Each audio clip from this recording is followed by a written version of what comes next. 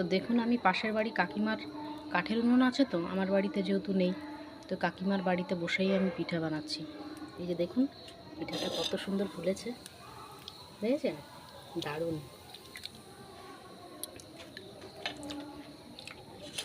এবার পিঠাটা তুলে নেব, দেখেছেন কত সুন্দর পিঠাটা হয়েছে, একেবারে ইয়ামি ইয়ামি টেস্টি টেস্টি। তো কে কে খাবেন চলে আসুন। পিঠা দেখেন কত সুন্দর হয়েছে পিঠাটা, পুরো একদম। এই যে এখন দুধের মধ্যে এই যে পিঠাটা, এই যে পিঠাগুলো সব দুধের মধ্যে ছেড়ে দেবো।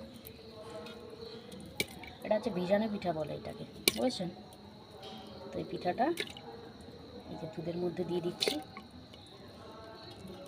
আশা করি ভালো হবে, খারাপ হবে না খেতে।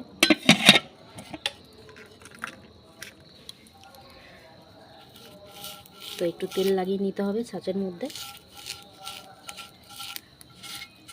এই যে ছাঁচের মধ্যে একটু তেল লাগিয়ে দিলে পরে কি হয় বলুন তো, পিঠাগুলো লেগে থাকে না, ভালো হয়।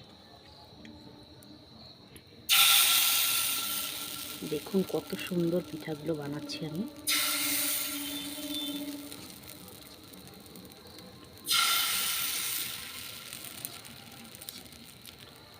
তো গরম গরম পিঠা কে কে খাবেন চলে আসুন।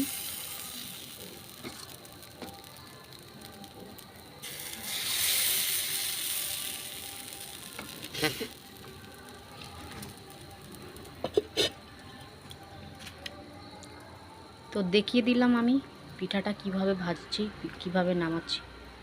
তো সবাইকে আমার তরফ থেকে অনেক অনেক ভালোবাসা।